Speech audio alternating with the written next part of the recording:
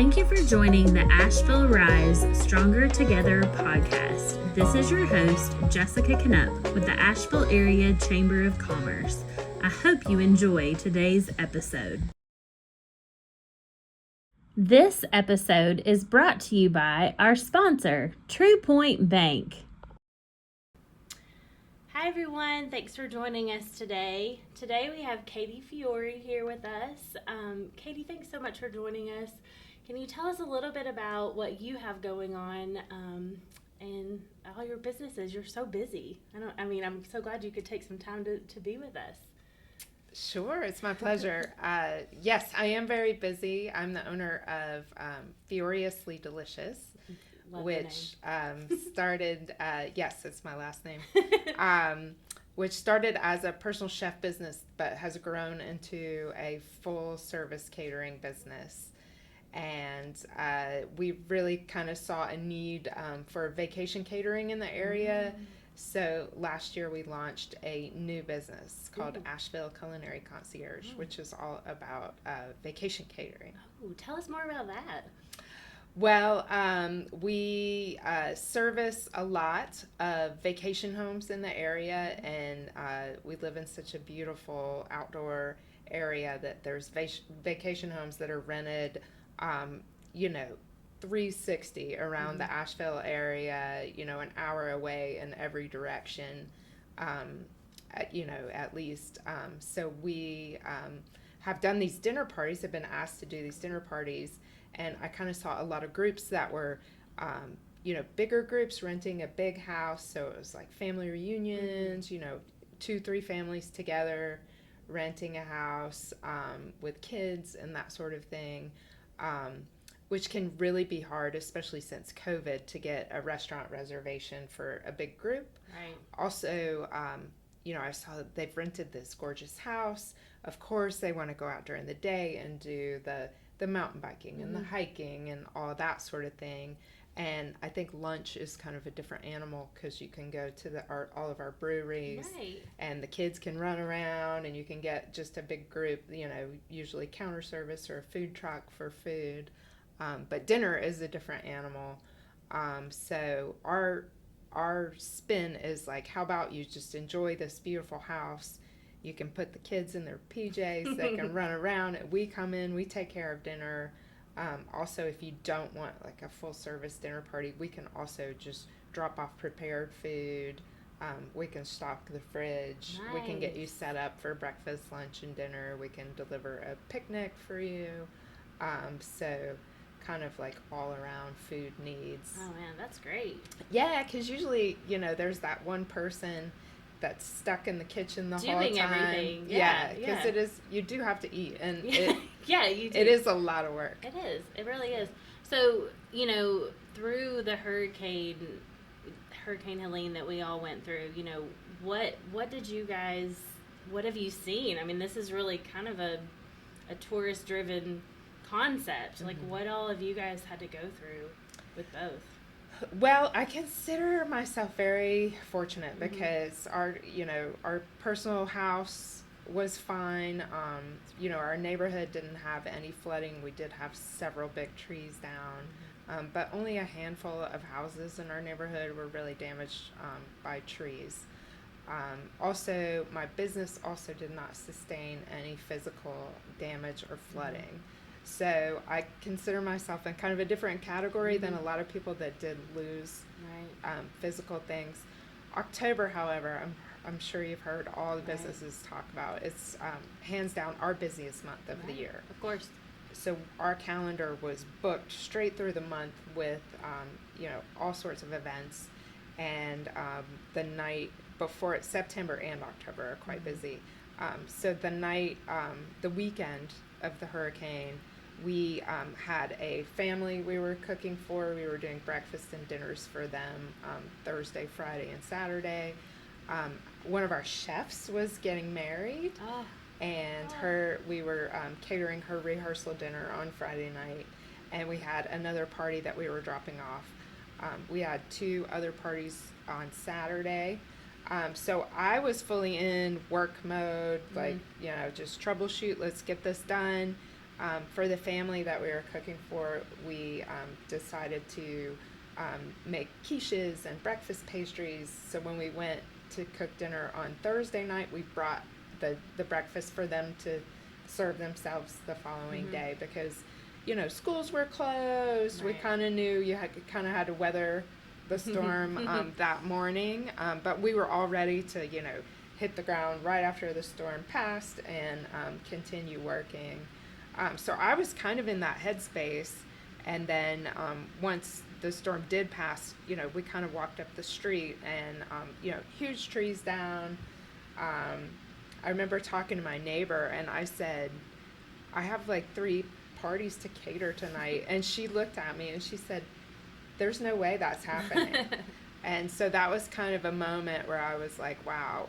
So I had all this prepared food at the kitchen, and so that was kind of like my second task, was like telling my husband, like, can you just get me to the kitchen and see if I can get this food. And like, I didn't realize that there was no way I was getting to the condo that this family had rented, but we luckily had a friend who owns a tree service and got our street cleaned up pretty quick, so we were able to get out of the neighborhood pretty quickly. My husband has a truck, so we were able to drive, but again, like, no service, no power, nothing. And we tried to get to the kitchen, and there were like just massive trees. Like, once we got out of the neighborhood, it was just so surreal. Like, people were standing on the sides of the road trying to get service. So all these people were standing, all the gas stations, all the grocery stores were closed, shut down, no power. And then we realized quite quickly that there were so many humongous trees down and power lines and everything, that there was no way we were getting to the kitchen. So we did lose, all of our products that were in, freezers, the walk-in refrigerator, that sort of thing. And of course, we lost all the business that we had already scheduled, had already taken deposits on, basically for the next several months. So the way that we pivoted, I guess you could say, is I just kind of sent out emails to everyone and said, look, I really want to honor your deposit and like return the money back, but right now I'm trying to get emergency funding for that, so I'm just gonna wait and see what happens. And thank goodness we have such a great community outreach, and just the chamber, and I got to shout out Mountain BizWorks. They were able to get a loan to us pretty quickly.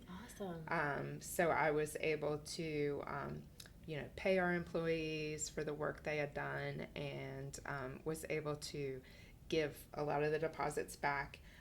Luckily, a lot of customers that had already booked just were heartbroken over what had happened to our region, because a lot of them, were repeat visitors to the area and really loved the area.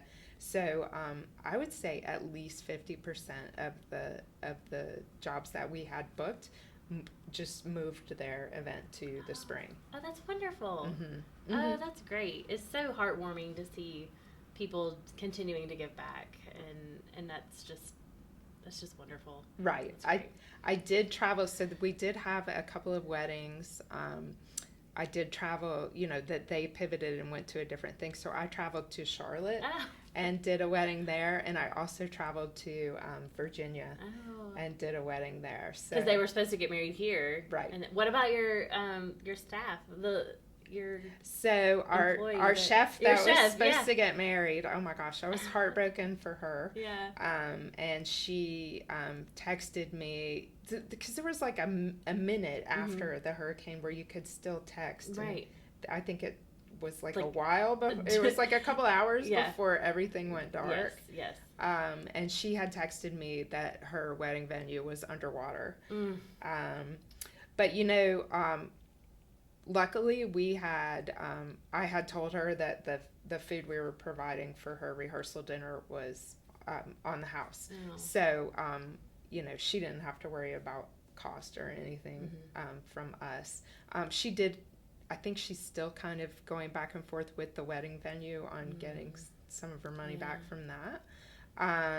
And then her husband is a brewer for Wicked Weed, and they actually relocated them to New Hampshire for a few months, which I thought was pretty cool of Wicked Weed. And, instead of just having to be here and, their wedding not happening the way they had planned, it was kind of a good pivot for them to kind of get out of the zone. And they actually ended up still getting married on their wedding day. Good. They had a justice of the peace who lived on their street. That's and wonderful. A happy ending. Yeah, and was able to just, they said, today's our wedding day, and we just really want to make it happen. So they did that. And they have since had their wedding celebration with all their friends and family. And do you see anything, looking back, that you would continue to adapt from what you've learned? I mean, gosh, we've been through COVID now. We've been through a hurricane. Anything that you have learned or continue to do or anything like that? Again, I feel super fortunate because my business is not a brick and mortar restaurant. Right. We have a commercial kitchen space, but it's just a production kitchen. It's not a retail space. So we are able to get creative and to pivot. And COVID actually tripled my business because we do Fioreously Delicious, focuses on healthier food. So a lot of our past clients came back to us and were just like, oh, thank goodness we can get healthy food delivered to us during this time. And so I kind of felt the same with the hurricane. Like we were able to pivot, and we actually started a gift-a-meal program that's still going. So you could purchase like either one meal or a week of meals for a family or an individual, and we would deliver it there. Oh, that's so nice. That's great. Yeah, I also got to volunteer several days with World Central Kitchen, which was just mind-blowing. The way that they can organize, and I mean, there were helicopters landing in downtown Asheville to pick up food to take all over the region, which just the sheer size of that operation and how organized it was just really, really mind-blowing. I've been cooking professionally for 25 years, but I've never cooked for that amount of people before, so that was also just really exciting and heartwarming to be a part of that. Yeah, and to know that we had no idea what was going to happen, and then for everyone to just come in and to just have it work so not efficiently. I don't know if that's the right word, but for all of you that are in the industry, and like you said, like it was just mind-boggling to just see it all work, you know, and how the community came together. So, well, how can the viewers get your information, and how can they learn more about your businesses? And Sure. You can always go see us on the web and social media. Our handles and our websites are pretty simple. Fioreouslydelicious.com, Asheville Culinary Concierge.com. So you can check us out there. We also do, quite a bit with Edible Asheville, and our kind of neighborhood magazine, Stroll. Is a really, Strollville Park is where I live, and I've been a contributor for several years, and so I post a recipe there every month, so that's kind of a fun way to see. Check that out. Yes, they also have an online platform as well if you want to check out some of my recipes. We will. That sounds delicious. Well, we really appreciate you being with us today. Thank you so much. And thank you again for being such a wonderful member of the Chamber. We appreciate you so much. And thanks again for being with us. Of course. This Chamber is just really, I think, exceptional. I've heard from a lot of people that other chambers are kind of not as cool and not as open and not as I just really felt supported with Asheville Mountain Bizworks, as I said before, and all the outreach that the chamber did. Well, we appreciate it. We appreciate our members so much. I mean, that's what we're here for, as a membership-based organization. I mean, we wouldn't be here if it weren't for our members. So we want to be here to help support all of our members, and I enjoy coming to work every day and helping support our members, and it's great. Yes. So my advice to other businesses would be to, if you're still applying for business loans and grants and that sort of thing, to just be patient and keep trying. If you get denied, keep trying, keep applying for all that.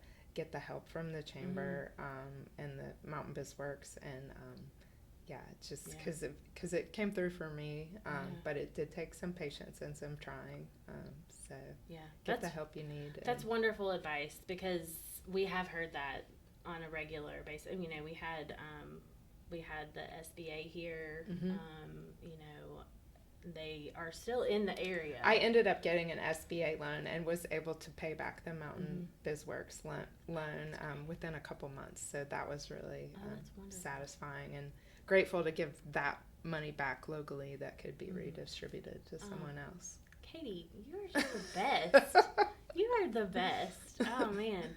Well, again, thank you so much for being on our podcast, and we wish you the best of luck in everything. Of course. Thank you. If you enjoyed today's episode, like, comment, and subscribe. To learn more about joining the Asheville Chamber, scan the QR code on your screen or visit ashevillechamber.org. Until next time!